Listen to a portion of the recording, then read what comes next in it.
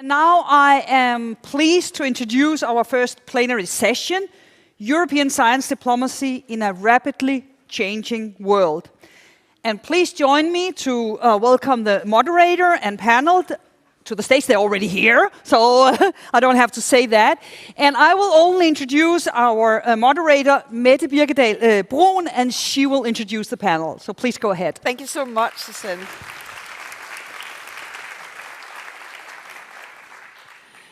So a cordial welcome to this opening panel, and a particular welcome to our wonderful panel. We have among us great experts here. They represent very different perspectives, huge experience, and I'm looking so much forward to this discussion. So I'll just introduce, we have Signe Ratso, who's Deputy Director General of Research and Innovation from the European Commission. Then we have Pleyer, State Secretary, Ministry for Research, Technology and Space in Germany. Then we have Thierry Damerval, Special Envoy for Science, Technology and Innovation from the Ministry of Europe and Foreign Affairs, France. Then we have Japelj, who's Acting Director General of the Directorate for Economic, Cultural and Science Diplomacy from the Ministry of Foreign Affairs in Slovenia. And finally, we have Marie-Louise Nosch, who's Vice President of ALLEA, All European Academies. And then we have a special guest, and I'm going to introduce him already, although he will only come on stage a little later. And he is the disruptive voice. And this is researcher Vitalij Suprun from Vasyl Stefanyk, Precarpathian National University of Ukraine. So a warm welcome and thank you so much to all of you for contributing to this panel. I'm Mette Birkedal Bruun. I'm the Vice Chair of the Danish Council for Research and Innovation Policy, and I'm also a professor of the University of Copenhagen. So just to set the stage, we have already heard a lot about what we are facing right now, all the challenges, the tensions, the dynamics that come with both problems and opportunities. I'm not going to say a lot here, but I have a list of what seems like polar opposites. In fact, they're not polar opposites. They are positions, conditions, and there is a lot to say for each of them. But we have to find a way of reconciling them, of balancing them, of navigating them. So I'm going to read them very slowly, because these are words, but they are much more than words. So I want you to let them sink in, because this is what we will be working with in this session. Okay, so we have on the one hand, and you've heard all of these words already, openness. On the other hand, research security. We have trust. On the other hand, discernment. We have sovereignty on the one hand, and we have interdependence on the other. We have values on one hand, and we have pragmatism on the other. We have speed, but we also have due process. And we have European interests, but we also have national interests. And we might add global interests and regional interests. And underlying this all, we have fear, but we always also have courage. And for each of these pairs, it's not a matter of either or, but both and of trying to reconcile them. So now we're going to delve more into this. And in order to introduce the panel very briefly, I've asked each of you for a very brief input relating to this particular question, just to remind us about the complexities that we are standing in. So name a recent global shift that has affected your view on science diplomacy. Signe first. Oh, I should say, I'm sorry. I should say I'm Danish. We use first names. This is not a sign of disrespect. To the contrary, this is actually, we are here in a working community. And so we are using first names because the idea is here to get more practical, more hands-on. We do the same in the Commission. Good. So that's fine. First of all, it's my great pleasure to be here at the second European Science Diplomacy Conference and to be hosted in Copenhagen in the Copenhagen Business School here. As to your question, the most important shift for me has been the change of the geopolitical landscape. Well, clearly, if we think about our framework program, Horizon Europe, which we started to design already some 10 years ago.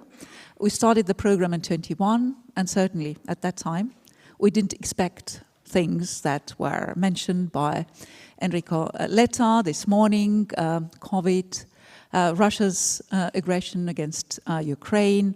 Well, certainly also in terms of the climate, it has been more stark and sudden has been expected. But also the world has become more and more fragmented. And indeed, I think if to choose one event, then Russia's war of aggression against Ukraine really fundamentally disrupted the international science system. We know that China has become a scientific superpower. It was also some references were made to that this morning. Well, on the one hand, it deserves respect, but we also know that China is not playing by the rules. And the United States, which is still our most important research partner, is also currently demolishing its scientific leadership with a wrecking ball, if I can say so. So it means that Europe has had to learn very hard way that we need to defend our strategic interests and our values ourselves. Starting with academic freedom and freedom of scientific research, which were also mentioned by our Commissioner Zahareva this morning, because these are our most important assets, and you also mentioned. But the good news is that we are not alone in this fight. There are actually very many like-minded partners around the world supporting us. Well, quite a few of them also present in this conference. Namely the fact that countries like Canada, New Zealand, South Korea, Japan, Australia have either already joined our framework program or would like to, or in their way to do so, demonstrates that our ideas inspire the world. And for me, really the fact that in our new association policy, we opened the way for our global like-minded partners to join our program has been perhaps one of the most significant also instruments of science diplomacy. And being in the lead of these negotiations, I'm really proud that we've managed to do that. So why would we need European approach of science diplomacy? Well, first we need it to defend our strategic interests and values, then to strengthen our competitiveness, but also support peace and rules-based international order, including the achievement of sustainable development goals. Well, I know it's a tall order, but together I'm convinced that we can make it. Thank you so much, Signe. And onwards to you, Markus. One thing that has shifted your view on science diplomacy? Well, first of all, thank you for having me. It takes me back 30 years ago when I still had hairs and sit in a room as a student like in this one here. Unfortunately, Signe has taken my example, so I have to reconsider now.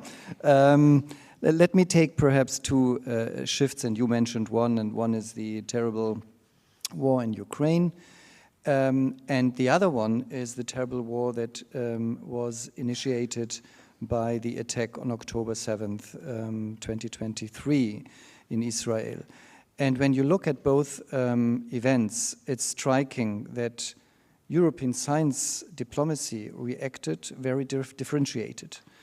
In an escalation way from Crimea invasion to today, science pulled out of Russia completely, European science.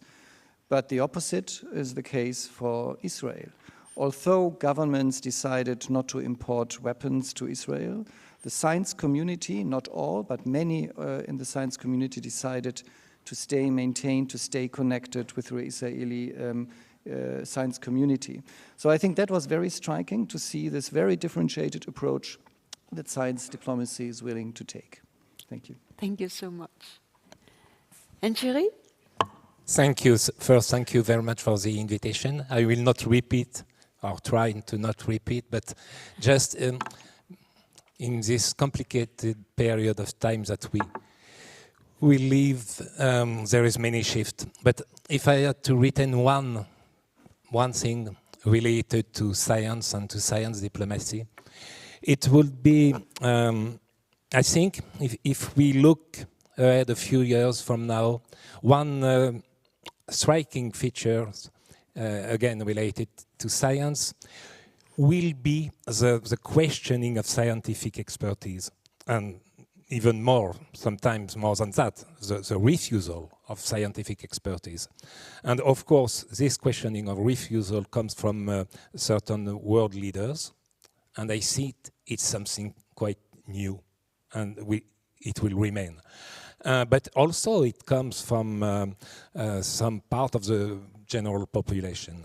And this loss in interest in science is, of course, accompanied by disinformation. And this scientific disinformation poses a threat to democracies and to our collective way of life. So I think this is why Europe, in order to protect from this phenomenon, must rely. You need strong support for free and independent science, governed by shared values and principles. And we also have to enhance dialogue between scientists and the rest of society. But again, this mistrust in science and this disinformation situation is, I think, something that will remain in the future, and we have really to take that into account. Thank you so much. And Peter? Thank you. Well, I think it's that science diplomacy has an educational role as well. And in this regard, regarding the question, just to repeat, I think science diplomacy has an educational role as well. And regarding these changes, I think it's the artificial intelligence. In few days, the last child of Alpha generation will be born. This is the generation, according to some definitions, of children born between 2010 and 2025. They grew with smartphones, tablets, social media, and so on. The new generation, I don't know the name yet, will grow surrounded by artificial intelligence everywhere. So the educational role of science diplomacy, though, in the first place, I think, is to teach them skepticism. And if I may, there was a famous American-Korean movie winning 7 Oscars, just to borrow the title to describe how I feel about the artificial intelligence. It's everything, everywhere, all at once. Thank you. And Marie-Louise? Well, so from the perspective of the Academy of Sciences in Europe or beyond, in ALLEA, we have also the broader, more than the EU countries. I think the most disruptive part of science diplomacy for us has, of course, been Ukraine and our concern for our colleagues in Ukraine and the academy there, the rupture with Russia, and also the academies are very concerned about what to do now with the United States and the censorship that they experience from topics and even words not to use. So how can we act? And I think from our perspective, the science diplomacy that's already happening between the academies, the exchange and the discussions with parliaments make me hope that we will seek to find more interaction with the countries just around us, our near and dear neighbors who wants Europe and who are oriented towards us. So I have hope that science diplomacy will take a turn where we will look more closely at our allied partners around Europe.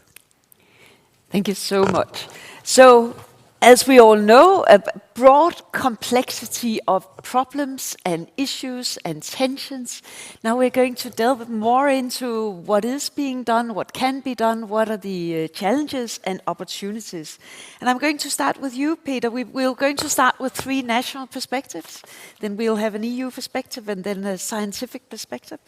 So, Slovenia has invested quite a lot into science diplomacy recently, including a department in the Ministry of Foreign Affairs. Why is that? And a follow-up question. How are you going to assess 5 years from now whether the efforts were successful? What will it take for you to be happy in 2030 in terms of science diplomacy? Thank you for this question.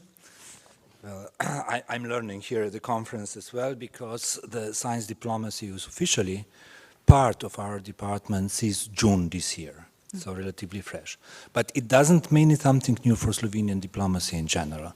No, I would say that now we have the science diplomacy in the ministry came in a natural, organic way. It grew first through being engaged in science diplomacy, like the whole procedure to get IRCAI, this is the International Research Center on Artificial Intelligence under auspices of UNESCO, and then becoming members of ESA, becoming members of CERN, having had a scientific coordinator in our ministry, so it came natural that we have science diplomacy.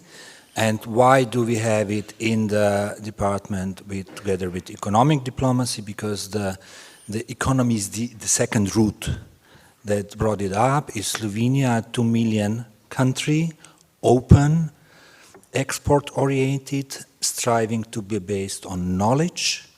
It's the economy, its driving force. Just for an example, it's the science diplomacy with economy is the cooperation already that we have a small company managing the satellites, cooperating with public supercomputer by managing, processing these images from the satellites. So with science diplomacy, we are engaging again on one way is the events. We organized the UNESCO conference, which was a regional one about the global challenges. It was another event with NATO program with the Science for Peace and Security. It was in the framework of Berlin process, however we were not involved. It's the Leopoldina from Germany, from Berlin, and UK Royal Society, which organized a conference in the framework of Berlin process. This is for the Balkan countries in Ljubljana in October. This is important for Slovenia because it's the first space where we cooperate in science diplomacy is our region. It's Western Balkans, and maybe it's one example, it's on green hydrogen. We cooperate with Italy and Croatia together in a small scale. And in this regard, we were thinking as well that science diplomacy is very helpful tool regarding the development cooperation. So there are some projects in this regard, and we were thinking with colleagues as well, how far we can use science diplomacy in the framework of Global Gateway with our niche products, because this is what Slovenian economy is doing, is they're looking where the niches and they're very good in offering products. One of the most important tools we established this year is the Science Diplomacy Fund. That means, in a way, pocket money for our embassies, because ministry as one of the stakeholders of science diplomacy in our Slovenia, it's cooperating through the network, the diplomatic network we have.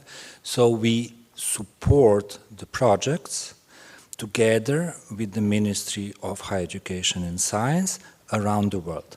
So this year it was something like 15 projects that were supported through our fund. And there was special one interested because we have 3 funds in our department: economic, cultural, and scientific. So we managed to combine, not all 3 of them, not yet, but 2 of them, yes. So there was a project of cultural science diplomacy in Canada, which was called SCI, Science Art Symposium, that started 4 years ago. It happened 3 times.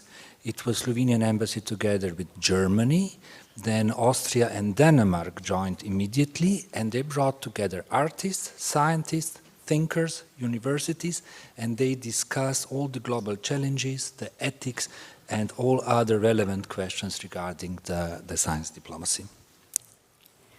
And measurements, how are you going to measure your success? It's especially the fund I mentioned. We will see through the projects how successful we will be. We encourage, of course, our network to do it. We don't have yet, and we will wait some time to have scientific attachés, but it's our economic attachés, or in general Slovenian diplomats, as we have small embassies, they are universal. They are really just to encourage them, motivate them, and they come out with really great projects. This is one thing, and the other one is, of course, because science diplomacy in our case is promoting the excellence of Slovenian science and research and innovation, to see how many institutions, how many researchers will be involved in international projects, Horizon or even others, and this is something we hope to have a really nice, impressive number in 2030. Another goal we have for 2030 is 3.5 of GDP for research. Thank you so much. We move to a German perspective. Markus. Germany is a European powerhouse of science, and what do you have to gain from a shared European approach to science diplomacy, and will you not lose national agency? So, a former federal finance minister, Wolfgang Schäuble, explained the Germans that they might be a big country in relation to other European countries. But when it comes to play a role between the global powers, China, Asia on the one side, United States on the other side, Germany would still play no role at all. So I think we need to cooperate, to coordinate with others, to be seen, to be heard, to have an impact. So when, for example, it comes to science cooperation with China, even if Germany has excellent science, it would not play the same role as we all Europeans put together would cooperate on a project. Very often it's about also money. Money is involved in scientific projects. And if all European countries put their money together, it's much more than Germany can do alone. Do we lose agent? I think the European project is a decision on a daily basis. Do we want to do it alone, or do we want to do it together? Mostly, we decide to do it together, and that's great. Sometimes we make the decision to do it alone, and sometimes this is advantageous. Look, for example, currently on the several projects that we have in Europe to attract excellent researchers. We have a competition. Competition is good. Yeah? France has its project, Germany has the Global Minds Initiative, the EU has its own project, And I think if we attract excellent scientists from America, from other parts of the world, it will be in the advantage of all the other countries as well. Thank you so much. And we move to a French perspective. So Thierry, France was the first member state to have a national science diplomacy strategy. And this was already in 2013. You have just published a new one. How do the two ones differ, and what have you learned in the process? And follow up, how does the French strategy fit into the EU context? Well, the world has changed since 2013. The scientific world has changed. The annual number of publications in 2013 and from now it has more than doubled. It's more than 3 million today, and just it's that for that open science is a necessity for equitable share of scientific knowledge in the world. And thank you to UNESCO for its action for open science, but it's really very important. Second point, of course, in other changes since 2013, there has been the Sustainable Development Goals.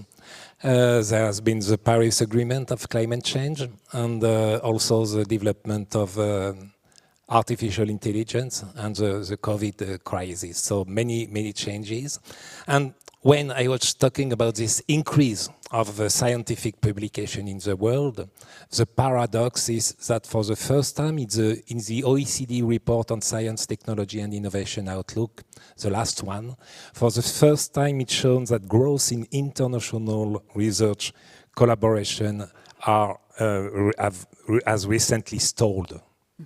So we have to take this context, and our new science diplomacy strategy takes, of course, this context into account and sets out 10 priorities. I will not detail all of them, but just to mention, I want to mention the major development and evolution. The first one of the first priorities is to defend and promote the universal values of science, academic freedoms, the universal nature of methods and criteria, integrity, openness, and the notion of what Robert Merton called the concept of organized skepticism, accepting criticism and peer review.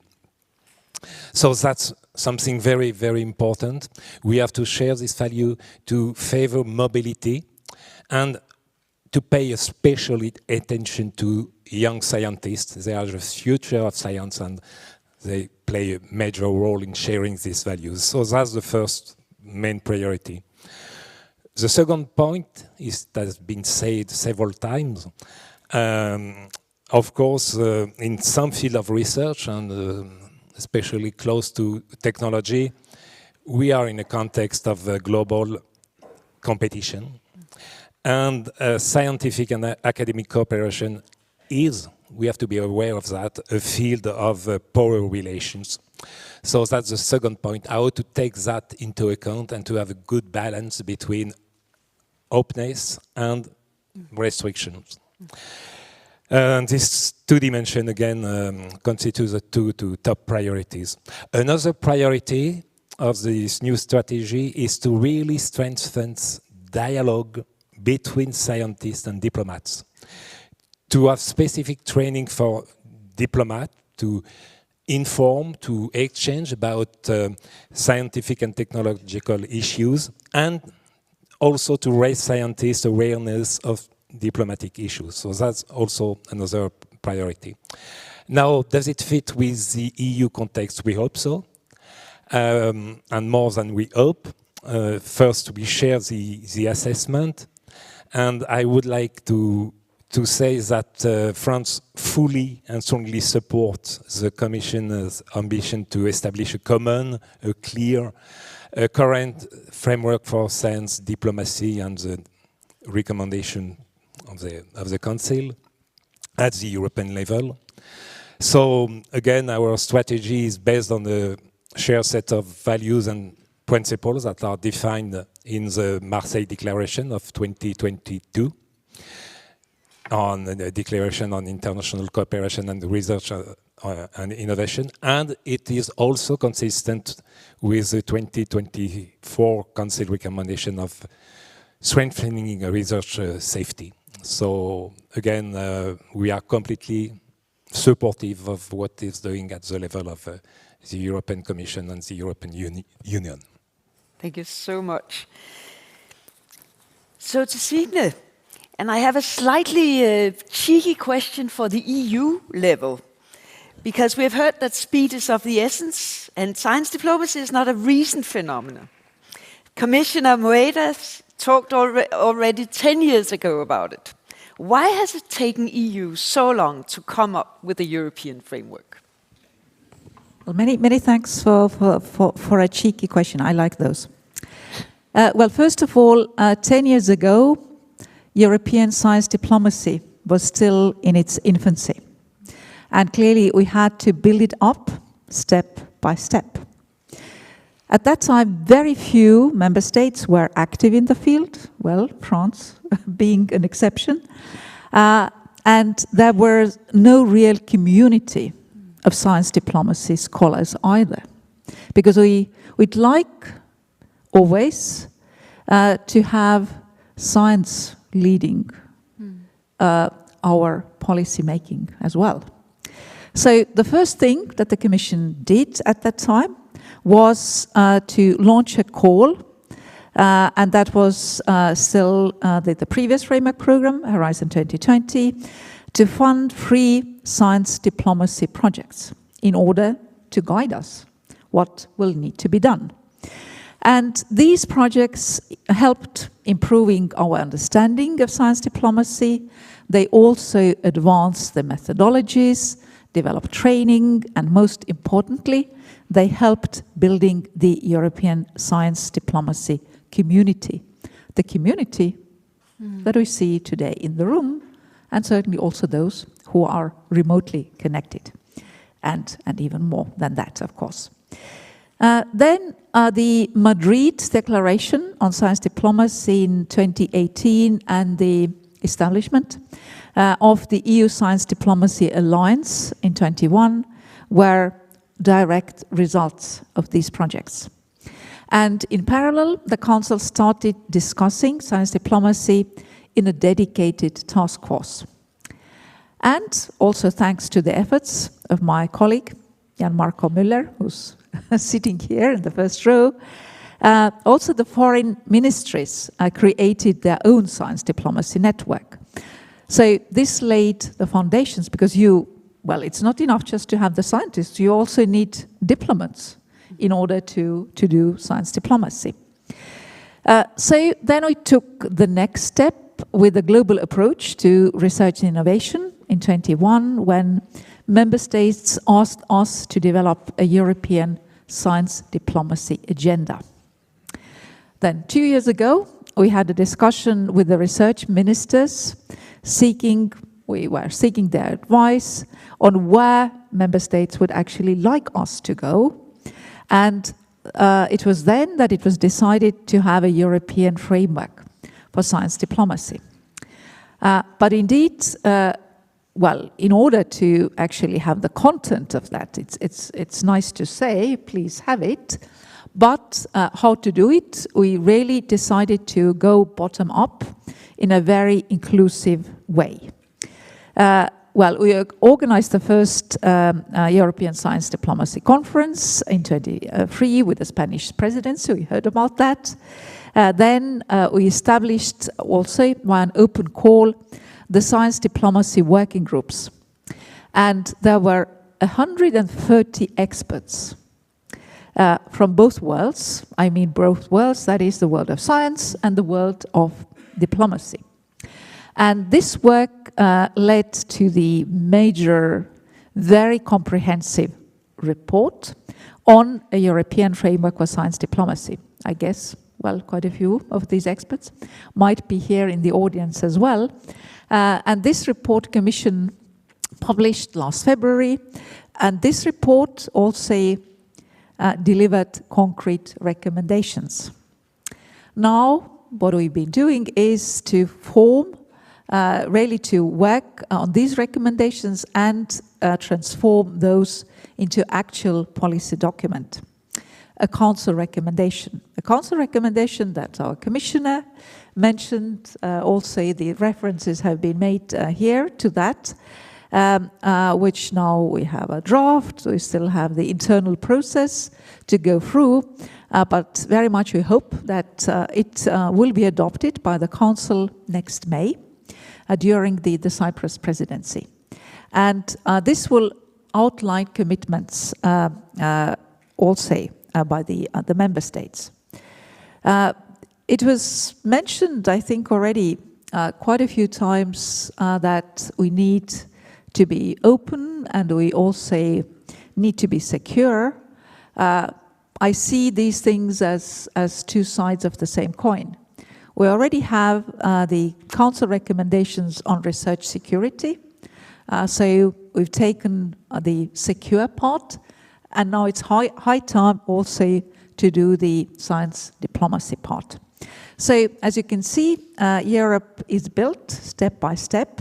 This may take a while, but we also need to be sure that the process is solid, it's inclusive, and actually that it enables the EU to be a global leader in science diplomacy exactly at the time when we most need it.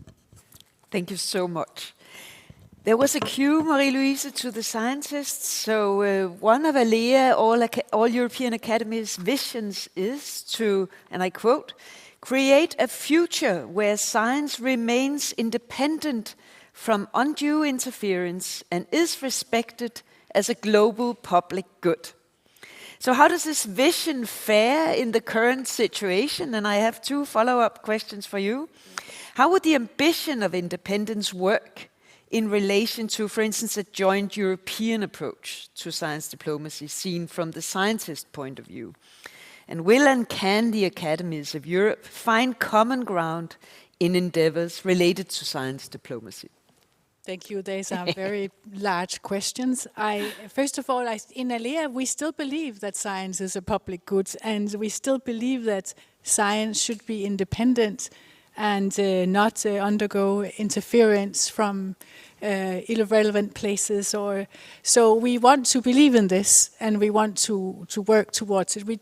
Of course, we don't want to be naive.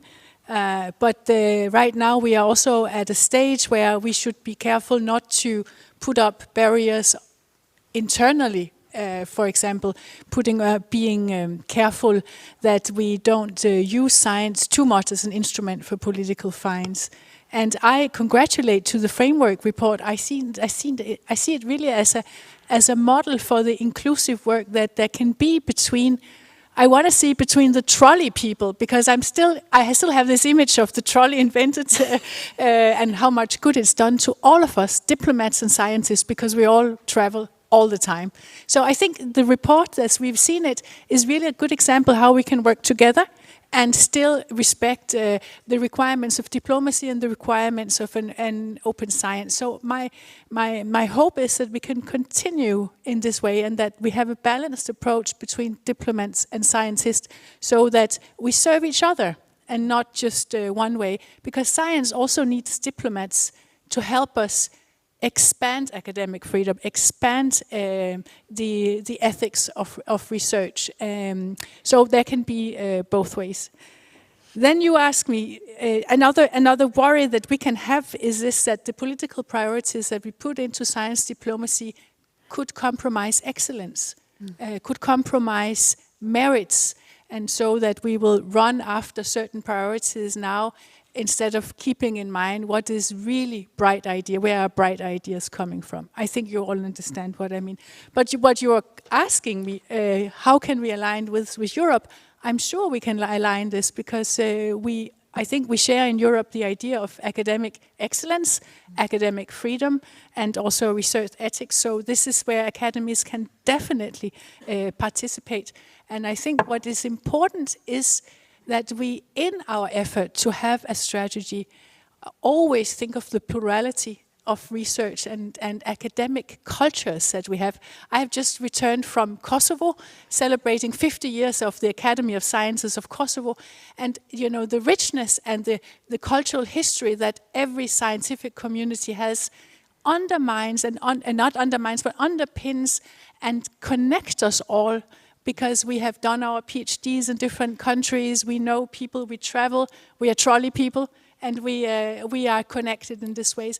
And all these little bonds can serve in a joint effort in Europe, but only if we include scientists and the scientific communities, small and big. So these are my words. Thank you so much. Thank you so much to each of you. And now we open the floor for questions. But first, the first question or comment comes from our designated disruptive voice, Vitalij Suprun. Yes, thank you very much. I want to use my privileged position as a disruptive voice to ask first question to our panelists. But first, let me thanks to them for the very insightful discussion. I want to focus on something that is often left unspoken when we talk about the European science diplomacy. Is the Eastern dimension and the situation in Ukraine. Over the past 3 years, EU has taken remarkable steps. Ukraine is fully associated with the Horizon to Europe. Horizon to Europe office operates in Kyiv. Maria Skłodowska Actions for Ukraine supports mobility. The European Innovation Council helps startups. Actually, Ukrainian researchers have fast access to the European research infrastructure, and now the international coalition is forming to coordinate of the rebuilding of the research and higher education systems in Ukraine. These are concrete, real steps. And now the challenge is huge. Over the third of the Ukrainian institutions have been damaged or destroyed. 1 in 5 researchers has been forced to leave. Rebuilding even basic infrastructure will cost over 1.2 billion euro, and the war is still ongoing. This is not just temporary disruption. Ukraine is trying to rebuild its entire scientific system while it is still under attack. This brings a bigger question to the European science diplomacy. Most of its tools were designed for collaboration in a stable condition. Of course, they can be adopted in a crisis, but they were not a means to protect or support the research system which is under the threat. So now Ukraine is the first real test whether Europe can use science diplomacy as a strategic long-term tool, one that can coordinate international support, stop brain drain, and make science as a driving force for resilience and rebuilding. So my question is critical and urgent. Will the European Union and its member states move beyond the short-term measures and create a clear long-term science diplomacy strategy towards Ukraine? One that not just restore what was lost, but build a research system that is stronger, more modern, and fully integrated to the European research area. Thank you very much. Thank you so much. Who wants to take the baton? We have quite a challenge here. Do we have more than words? Do we also have actual action? Markus, and then Signe.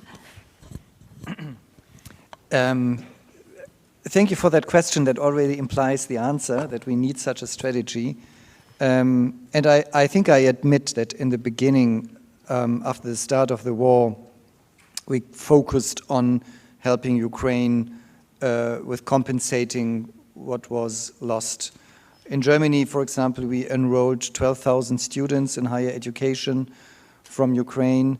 We invited 1,000 researchers to come to our country and to continue their research they were doing in Ukraine. And we are investing 110 million in this decade in restoring the Ukrainian science system. But it was never meant to only replace what was lost. It was always intended also to build something new. So, for example, there is now a German-Ukrainian university network that was not there before.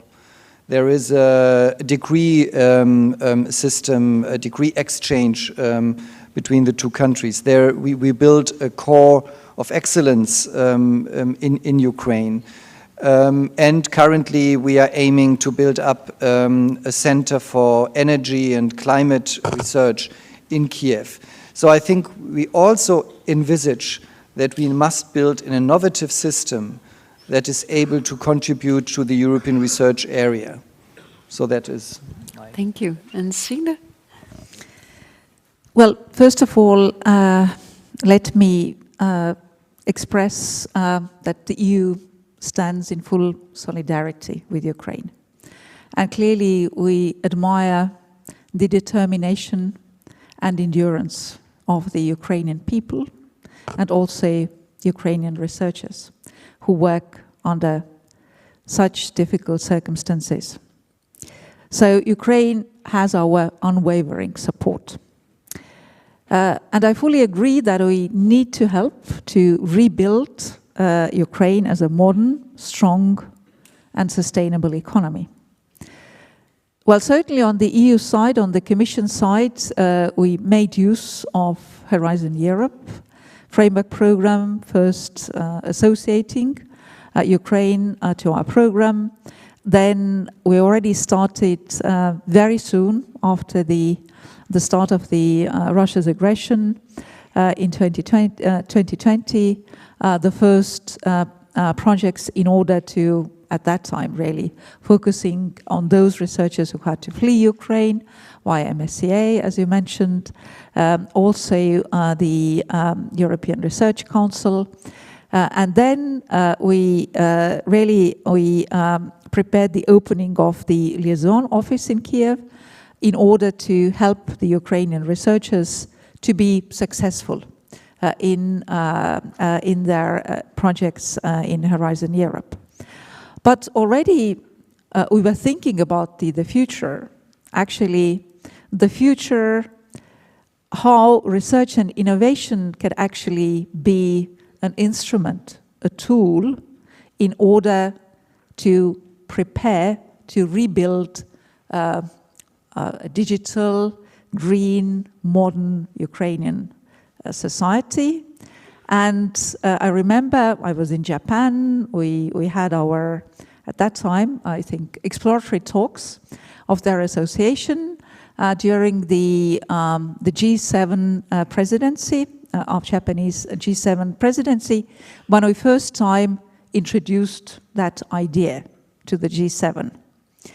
And now where we stand is that last year, following the proposal from the European Commission, with the support of Italy and UNESCO, the G7 launched an international coalition for science, research and innovation in Ukraine. This was also mentioned by the minister this morning. And since then, it has been joined by many partners and Europe and beyond. And if you haven't done so, there's certainly an opportunity to do so.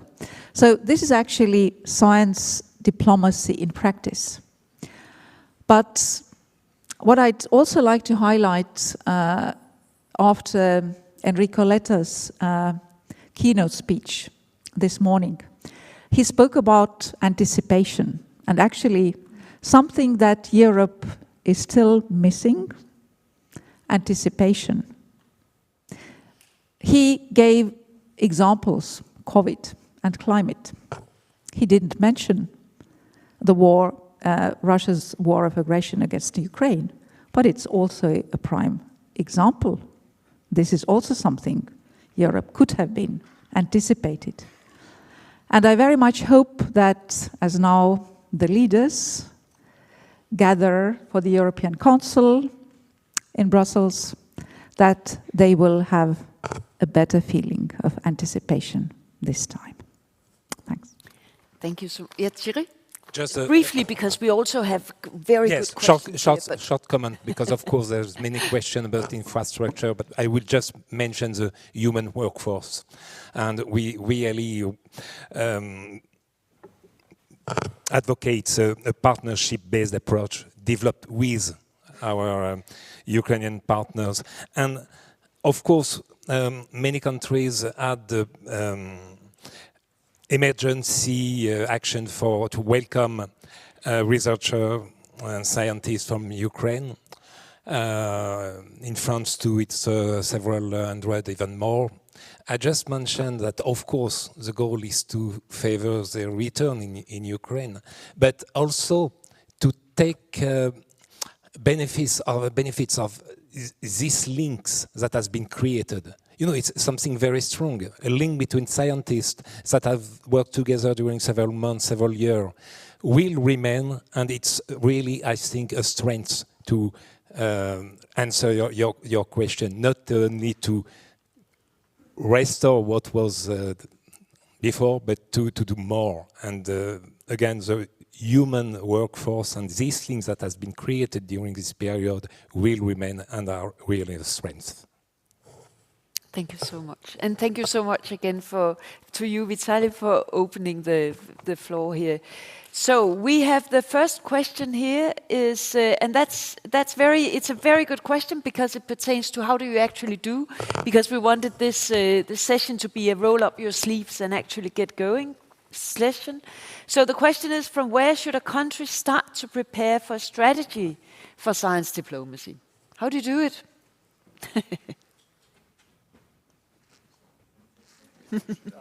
Exactly, yeah. Well, Thierry or Peter. You look at me, although my neighbor have just a freshly, still warm strategy on science diplomacy. We are not there yet in Slovenia, we are thinking of, but this science diplomacy is a framework of cooperation, definitely. There is no single stakeholder.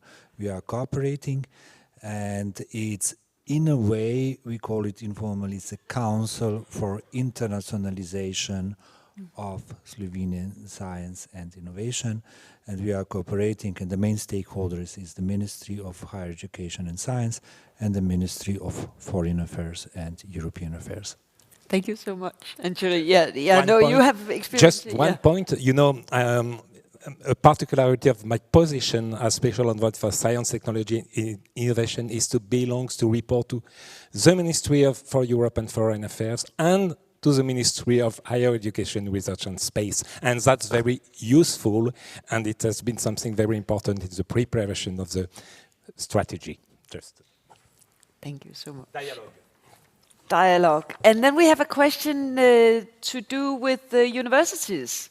What concrete role do universities play as institutional boundary spanners in science diplomacy, beyond project implementation, in shaping norms and ethics? I don't know, Marie-Louise, whether you have, from an academy point of view, I don't want to put you on the spot, but just you, otherwise Marcus has... I don't feel I can speak on behalf of the universities here, but I do think that they have a role to play as institutions, and also because what we are missing here is perspective from the students. Exactly. And the students, I mean, the Erasmus program, but also the exchange program and the diplomacy that we can form by forming students who are able to go out in the world and who can also build new bridges. But people from universities should take the floor on this topic. And Marcus has a point. Can I give you a very impressive example of the power of science diplomacy, which really had a very strong personal impact on me? The greatest crime of mankind was committed in my country, the Holocaust. And how could you ever think of diplomatic contacts between the German state and the Jewish state of Israel? And you know who established the contacts? It was a research institution, not a university, but a research institution. It was the Max Planck Institute. So scientists, Germans, the first ones who came to Israel were the German scientists, and they established the very knowledgeable, the very famous Weizenbaum Institute in Israel. So I think that is a great example how one institution can help establishing diplomatic ties between two countries. Thank you so much.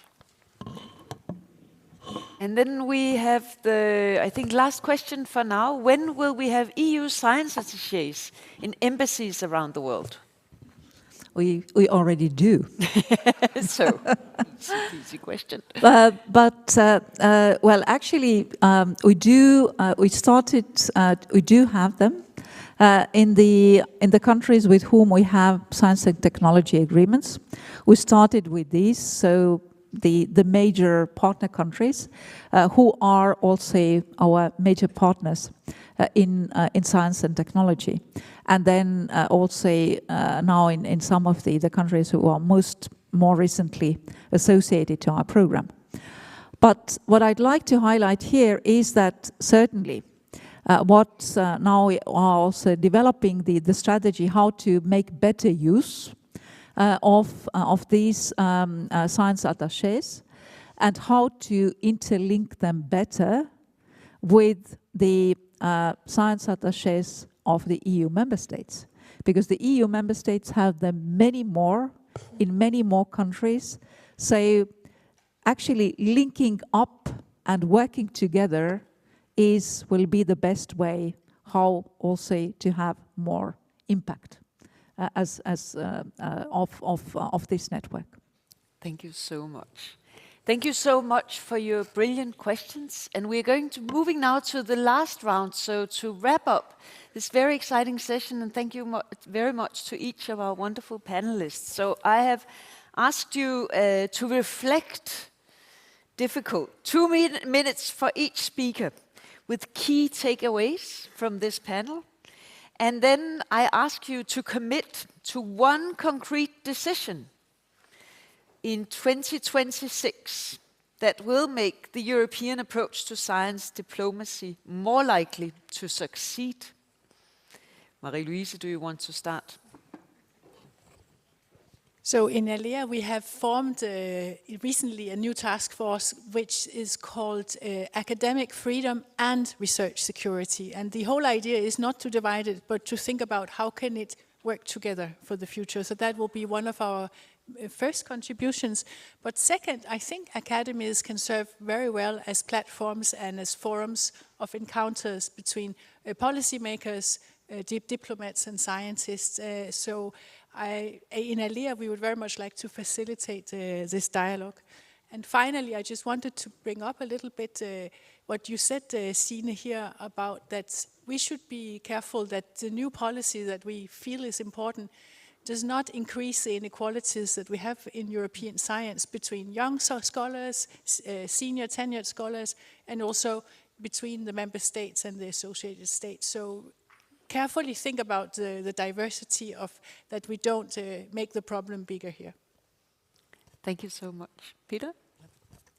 Thank you. I realize how important the awareness is on science diplomacy, so I will work on raising awareness with my surroundings, and through these try to implement some of recommendations of the UNESCO conference, which was held in Ljubljana. The title of the conference was Shaping the Future Through Science Diplomacy. And some recommendations I would like to focus on is regular and inclusive dialogue, is the capacity development, and foresight. And talking of foresight and science diplomacy shaping the future, if you allow me just to quote something I really like, is the best way to predict future is to create it. Yeah, thank you.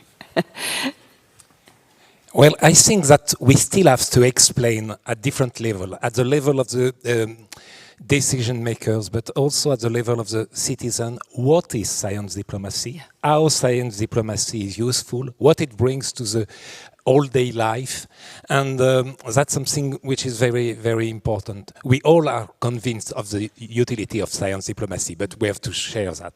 And for that, it's very interesting to see that several universities in France are developing new training on science diplomacy. So that's something new, and I think it's really worthwhile. Another point, of course, there should be, I hope, there will be the recommendation in next year. I think it will be also very important to explain, to show how it is followed up, and maybe to have, if the Commission could do a public report on this recommendation and how the measurement are taking into account and concretely applied, I think it will be very useful. Thank you so much. So working with the information I received here about science attachés, I would like to concretely commit to the following. So I just met with our around 40 science attachés in Berlin the day before yesterday. And I heard that if we take all science attachés together from the EU and or the member states, we roughly talk about 500 people. Yeah. So we should bring them all together on one place so that they can have an exchange of ideas, they can network, we can educate them. So either I commit we will do this in Germany, or I will talk to the presidency of the council, either my Cypriotic colleague or the council presidency that comes after Cyprus, whether they can do this. Wonderful and wonderfully concrete. Thank you so much. And Signe? Yeah. Bring the science attachés together. Thank you so much for your commitment here. And Signe? Well, I think I like that commitment very much. So I can co-commit on the side. And indeed, we do have our science diplomats only in 19 countries of the world. And as you said, altogether, there will be some 500 with all member states. So certainly we are stronger together.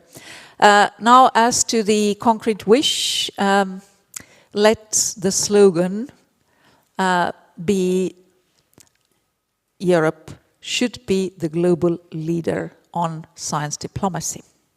And I'm actually very much relying on the young generation. There are also the young scientists, diplomats here, so that they should really make the change in their minds, because, well, this has not been something for that long, but certainly this is something that the young generation can do. On a personal basis, it's a bit difficult for me to take a personal commitment, as I am retiring from the Commission after 20 years, working in the Commission on the 1st of January. But indeed, on behalf of the institution, of the Commission, DG Research Innovation, of course, the bringing together the science diplomats, science attachés, is a very concrete thing, and certainly we will continue now with the recommendations, because the recommendations are not just for member states, but we also take commitments on the Commission side. And certainly implementing those would be an important point. Thank you so much. And now I want to ask all of you to join me in thanking the panel. It has been really, really wonderful to have all these different perspectives, both the national perspectives with the experiences with science diplomacy, to have an EU perspective and then have the scientific perspective as well. I think also we have learned so much about the necessity and the importance of awareness, partly of what is already going on between us and in each of the different countries, in EU, in different scientific communities. I personally was very, I think, inspired and stimulated by the way in which this has both a very overall level. So it's both what can we do together, how can we come together, how can we bring all the 500 science attachés together in 2026. But it's also what is happening in individual scholars, and as you both Signe and Marie-Louise, the young scholars, what is happening, Marcus, you said it on a daily, that it's also a day-to-day decision, science diplomacy. So there is something to do for each of us individually and all of us together. And I think I really want to thank you so much for bringing this out at this opening session of the conference. So thank you so much.